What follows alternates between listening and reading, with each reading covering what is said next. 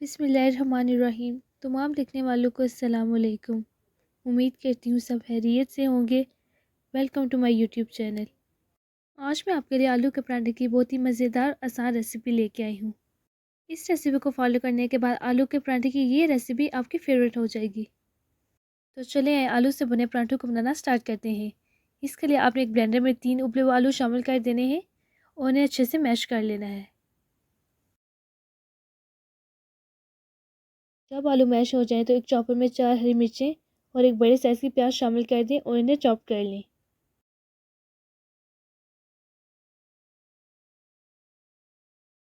अब चॉप की हरी मिर्ची और प्याज को आलू में शामिल कर दें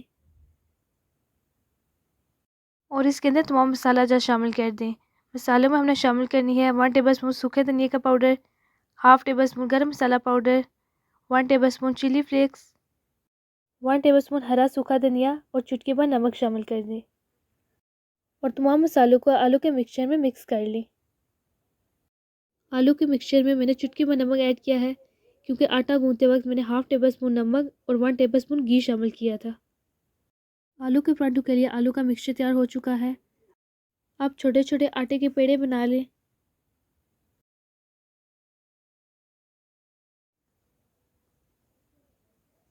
अब एक बेलन में थोड़ा सा उष्का डालें और एक पेड़े को थोड़ा सा बेल लें।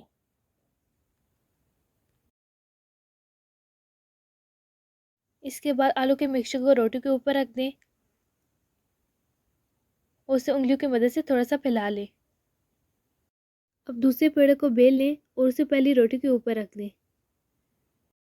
अब उंगलियों की मदद से किनारों को आपस में मिक्स कर लें और हाथों की मदद से तमाम रोटी को अच्छी तरीके से बेल लें।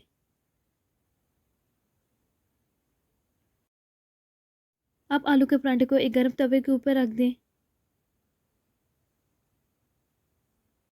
जब एक साइड से पराठा पक जाए तो उसे पलट लें और पकी हुई साइड पे घी लगा लें। आप घी की जगह तेल भी लगा सकते हैं और चम्मच की मदद से घी को तमाम पराठे के ऊपर फैला लें। एक तरफ घी लगाने के बाद साइड को चेंज कर लें। जब घी तवे के ऊपर फैल जाए तो दोबारा से साइड चेंज कर लें ताकि दूसरी तरफ से भी घी लग जाए और दोनों साइड्स को धीमी आंच पर पका लें। बहुत ही मज़ेदार आलू के पराठे तैयार हो चुके हैं। अगर आपको रेसिपी पसंद आई है तो चैनल को सब्सक्राइब करें, वीडियो को लाइक एंड शेयर करें और बेल आइकन को प्रेस कर दें। Thanks for watching. अल्लाह हाफिज़।